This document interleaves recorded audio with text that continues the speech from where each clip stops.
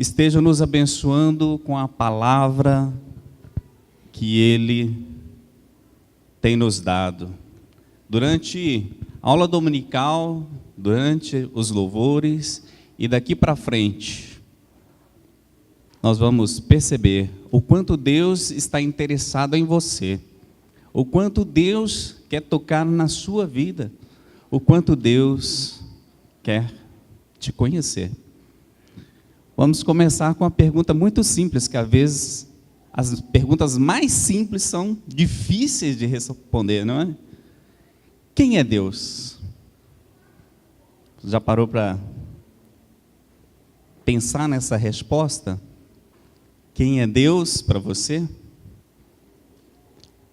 Nós temos aqui um número bom de irmãos, graças ao Senhor nosso Deus, que nos chamou, né, fazer parte desse corpo maravilhoso, dessa igreja. E eu tenho certeza que tem muitos aqui que têm mais de um ano de convertido. Os que têm menos, né? Glória a Deus por eles também, nossos bebês na fé. Mas eu sei que para eles talvez seja difícil responder, mais difícil responder essa pergunta, ou talvez mais fácil. Mas eu sei que, mesmo tendo mais de um ano, 10, 20, 30, 40 anos, alguns aí, por incrível que pareça, tenham 40, 50 anos de convertido, e será que isto nos capacita a dizer que nós fazemos parte daqueles que realmente conhecem a Deus?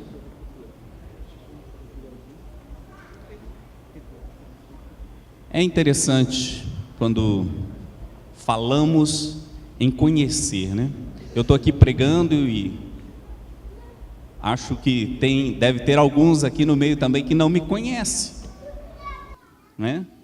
Não me conhece completamente. Então, só para você me conhecer um pouco também, você que não me conhece o suficiente, eu vou falar um pouquinho. Eu sou convertido aí há mais ou menos 32 anos, dos quais, nesses 32 anos, 26 anos eu congreguei na igreja do bairro Itapuã, onde foi meu berço na fé. E sou casado também há 30 anos com minha esposa Kelly, que está sentada ali, muitos conhecem. Quem não conhece vai ter um grande prazer em ficar conhecendo. E eu acho que são poucos, né? Que ela também, eu tenho 32 anos de convertido, ela tem um pouquinho mais. E graças a ela e a Deus, eu me converti. Eu conheci a Deus, eu conheci a palavra e estou aqui por isso, diante de vocês. Graças a ela ser uma serva de Deus e mostrar o caminho do Senhor para mim.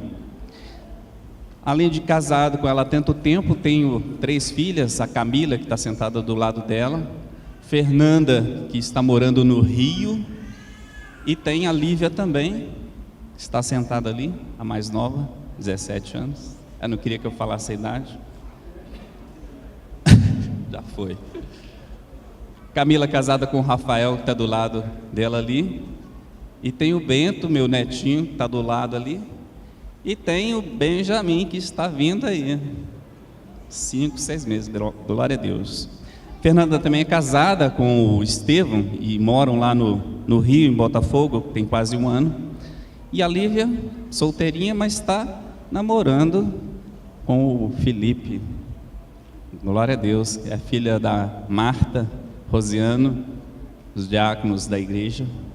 E glória a Deus também, vejo que é tudo resposta de Deus.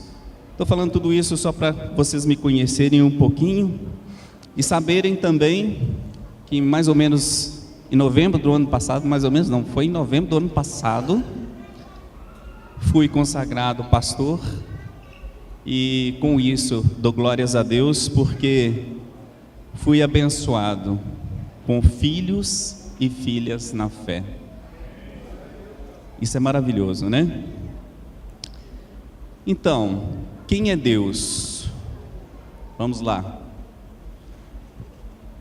Disse Deus: eu sou o Alfa, o Ômega, o princípio e o fim, diz o Senhor, quem é, o que era e o que há de vir, o Todo-Poderoso. Então a própria palavra, em Apocalipse 1,18, já nos dá indícios de quem é o nosso Deus. No princípio era o Verbo estava com Deus, e o Verbo era Deus. Ele estava no princípio com Deus, todas as coisas foram feitas por Ele, e sem Ele nada do que foi feito se fez. Nele estava a vida, e a vida era a luz dos homens. E a luz resplandece nas trevas, e as trevas não o compreenderam. João, no capítulo 1, dos versículos de 1 a 5.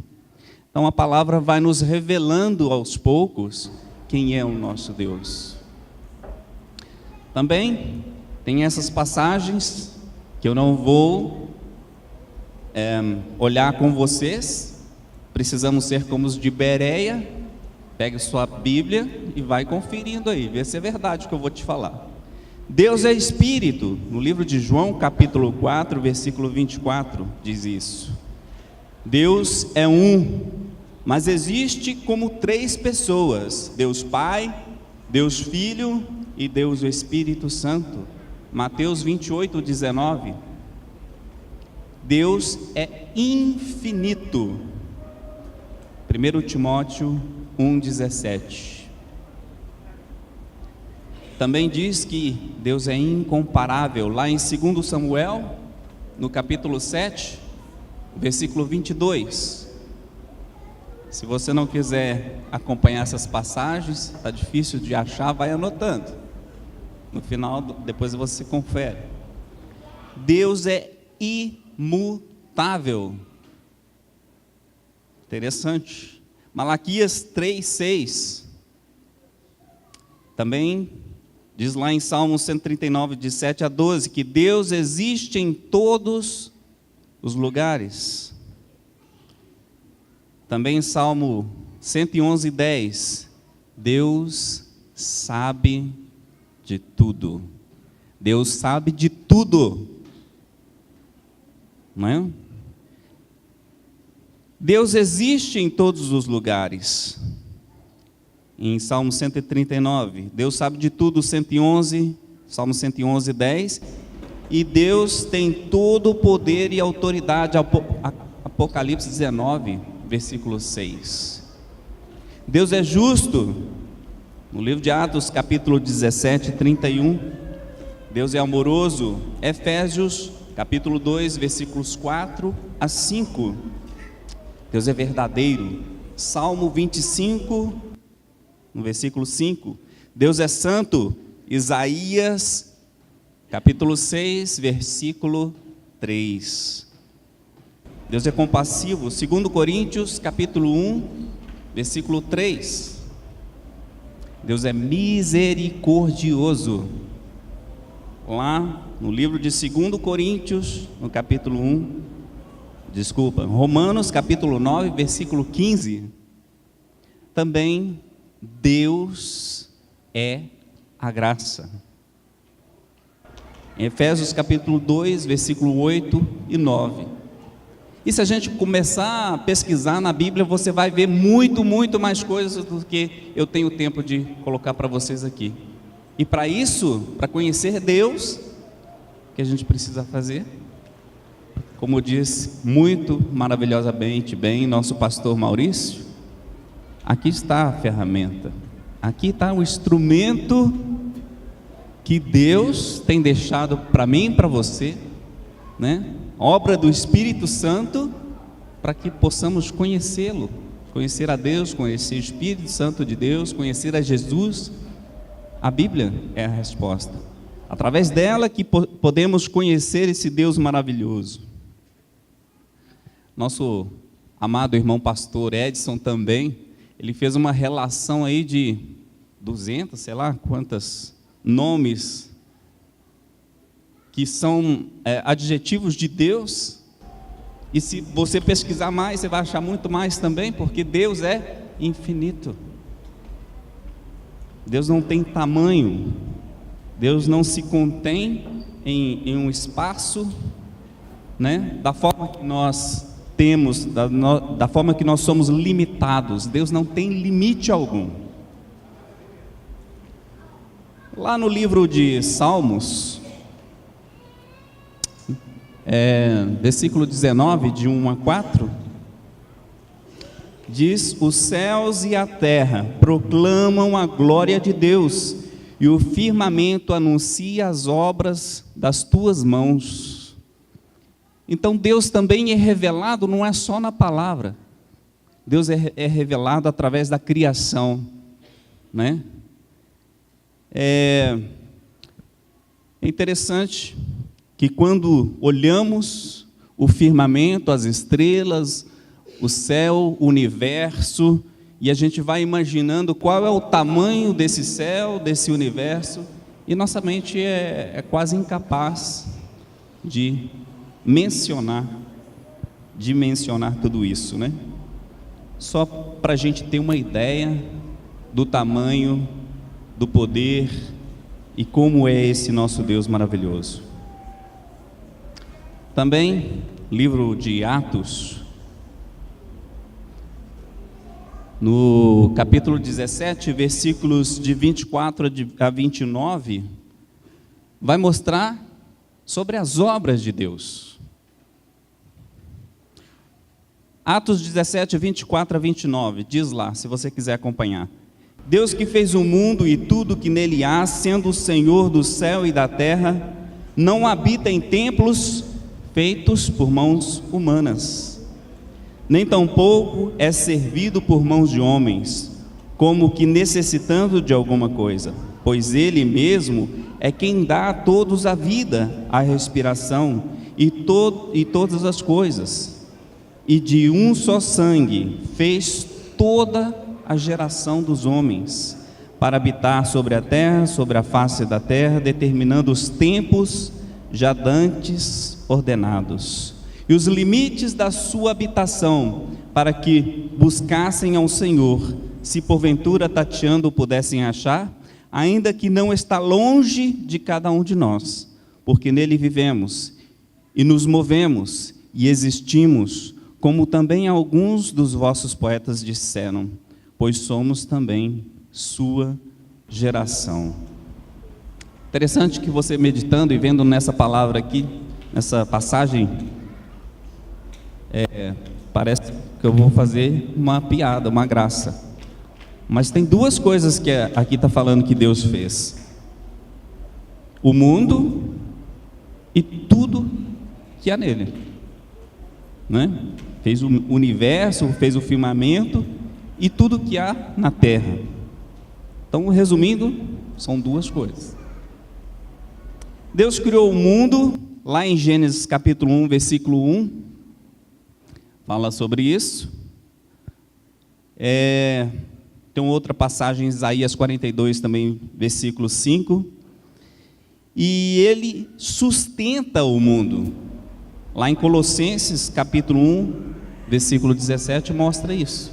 Deus não só criou todas as coisas, criou o céu, criou a terra, o universo, mas Ele sustenta tudo isso. Ele sustenta a mim, Ele sustenta você. Tudo que temos que fazer para saber realmente quem é Deus é olhar para Jesus. Lá em João 17,3 diz, Jesus diz: esta é a vida eterna, que te conheçam, o único Deus verdadeiro, e a Jesus Cristo a quem enviastes. Precisamos conhecer Jesus, que revelou o Pai. Através de Jesus conhecemos Deus. Através dele é que chegamos ao Pai. Eu sou o caminho, a verdade e a vida. Ninguém vai ao Pai se não for por mim. Jesus nos disse isso. A fé em Deus de algumas pessoas infelizmente, são alicerçadas nas evidências do amor de Deus, que para eles são bênçãos que Deus nos dá. Infelizmente. E quando essas bênçãos faltam, a fé da pessoa fica abalada, não é? A nossa fé deve estar firmada no caráter imutável de Deus, pois Ele nos ama quando tudo vai bem, e da mesma forma, quando aparentemente tudo vai mal. Ele nos ama, e talvez mais ainda nesses momentos, pois Deus não nos desampara, jamais. Deus é maravilhoso.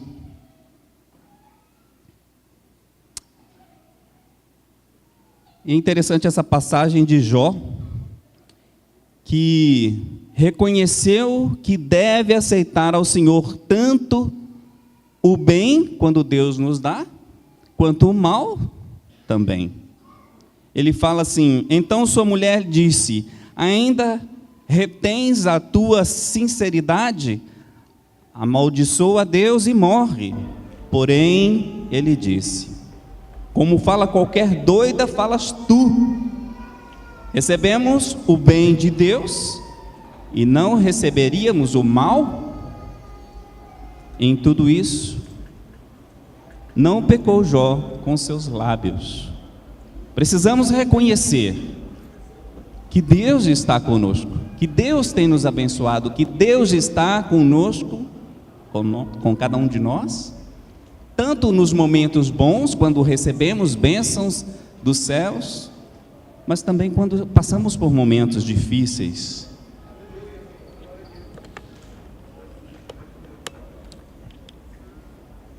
Que a nossa fé, nossa atitude seja como a de Moisés, expressa lá no livro de Êxodo, no capítulo 33, no versículo 13, ele diz assim: rogo-te que me faça saber neste momento o teu caminho, para que eu te conheça. Quem quer achar graça diante de Deus? Glória. Nós precisamos a cada dia achar graça no nosso viver, na nossa vida diante de Deus. As obras de quem realmente conhece a Deus. Também a palavra nos revela isso. Quais são as obras de quem realmente conhece a Deus? 1 João capítulo 4, versículo 7 diz: se dissermos que conhecemos a Deus, temos que amá-lo verdadeiramente. Em palavras, ações, pois quem ama, cuida e dá a vida pelo outro. Amados, amemo-nos uns aos outros, porque o amor é de Deus. E qualquer que ama é nascido de Deus e conhece a Deus. A primeira afirmação que eu fiz em cima é baseada neste livro de 1 João, capítulo 4, 7. Se dissermos que conhecemos a Deus, temos que amá-lo verdadeiramente. E como amá-lo de verdade? Durante essa pregação, se você até agora não entendeu, nós vamos procurar entender. Deus vai estar te abençoando e te mostrando como fazer isso.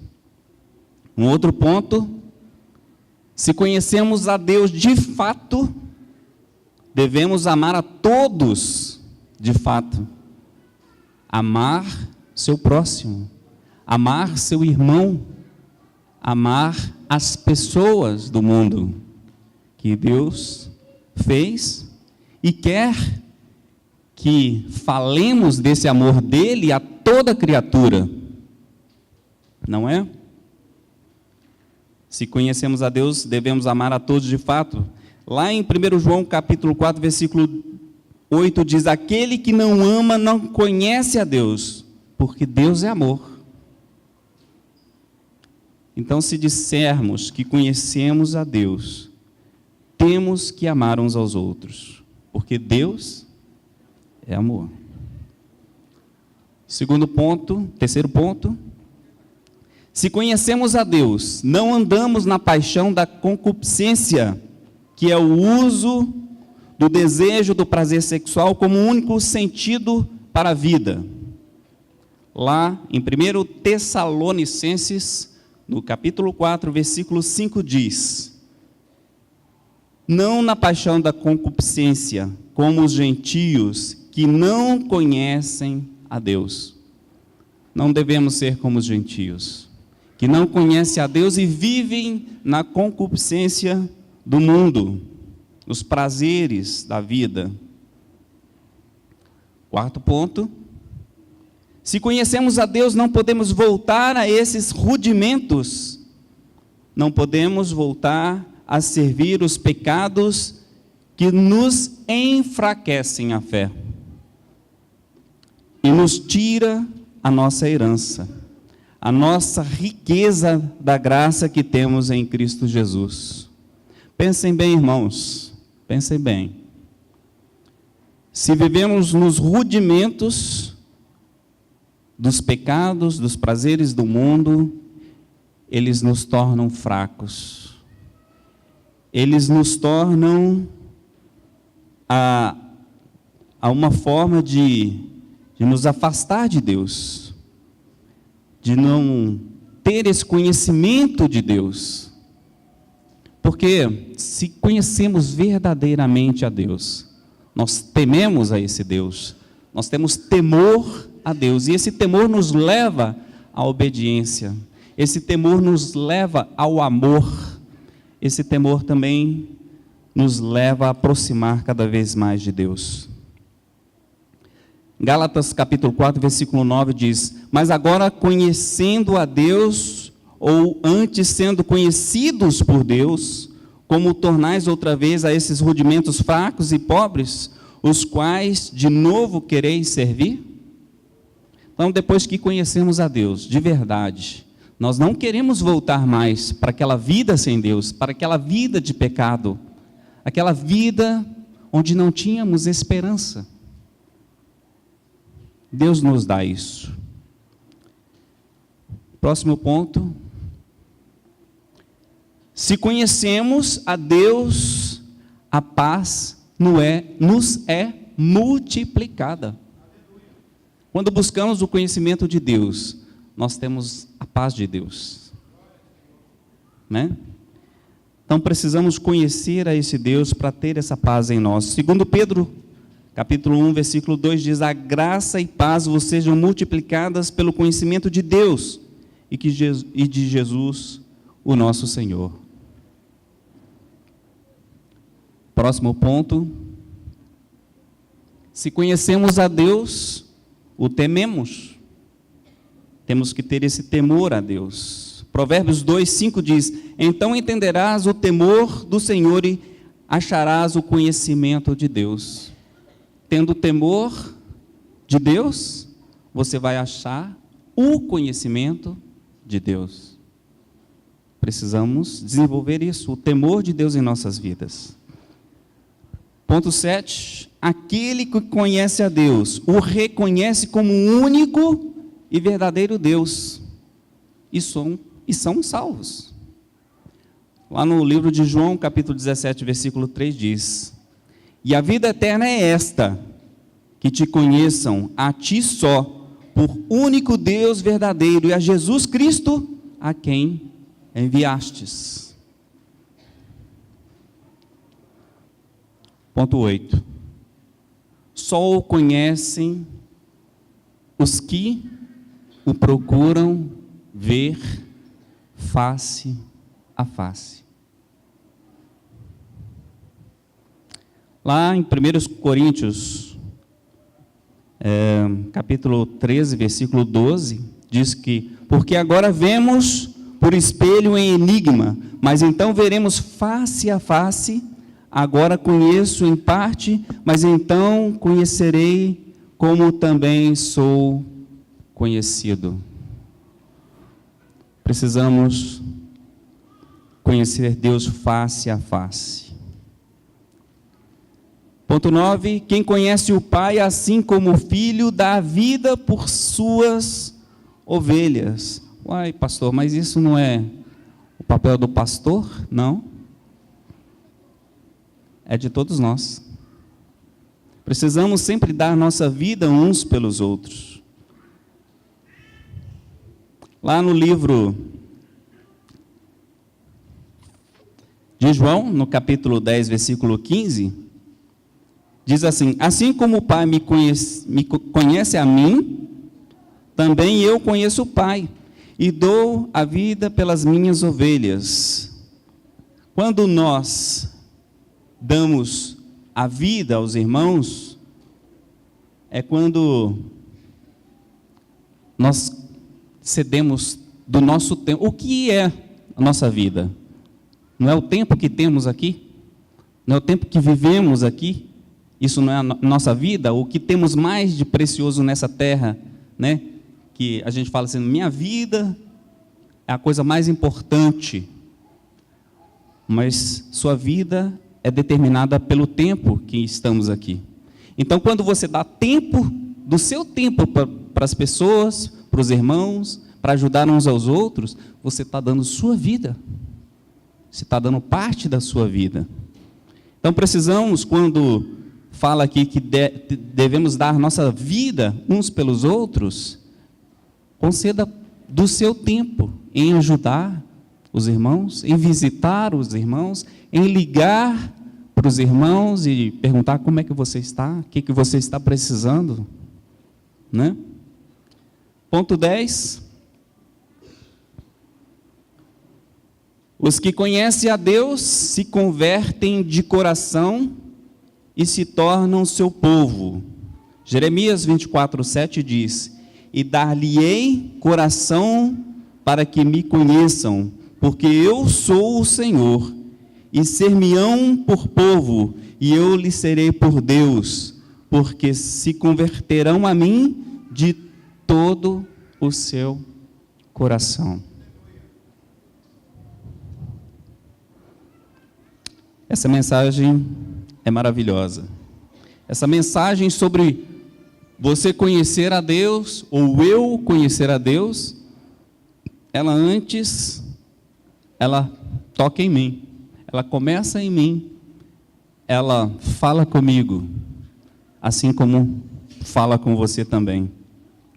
O último ponto aqui, falando sobre as obras daqueles que conhecem a Deus, fala que para saber se você conhece a Deus, você precisa ver se guarda os mandamentos dele.